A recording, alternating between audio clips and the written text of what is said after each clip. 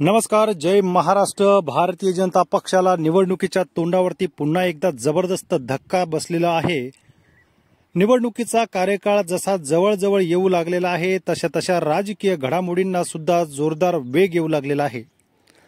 राज्यामधलं सरकार राहणार की जाणार, त्याचबरोबर मराठा आरक्षणाच्या बाबतीमध्ये चाललेलं मनोज जरांगे पाटील यांचं आंदोलन आणि मराठा समाजाची असलेली भारतीय जनता पक्षाच्या प्रति नाराजी, या सगळ्यांचा ताळमेळ बघता लोकसभेला जोरदार फटका बसला आणि त्याच अनुषंगाने आता विधानसभेच्या निवडणुकीच्या तोंडावरती पुन्हा एकदा राजकीय घडामोडींना चांगलाच वेग आलेला आहे.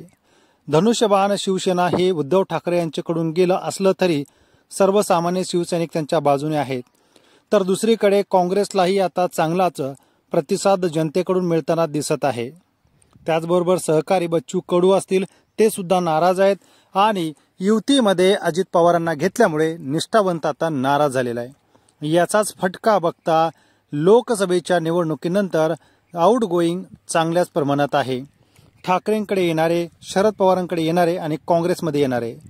दत्ता मेघे एक नामांकित नेते, माजी खासदार, भारतीय जनता पक्षाचे नेते, नागपूरमध्ये असलेले विदर्भातील एक प्रशस्त व्यक्तिमत्व, ते आणि त्यांचे पुतणे उदय मेघे यांनी भारतीय जनता पक्षाला सोडचिठ्ठी दिल्यामुळे विदर्भात चांगलाच मोठा धक्का बसलेला आहे.